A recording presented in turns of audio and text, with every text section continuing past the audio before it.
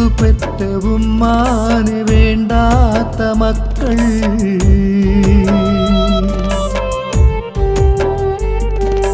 നോവുന്ന ഉപ്പാന്റെ ഹൃദയം കാണാത്ത മക്കൾ,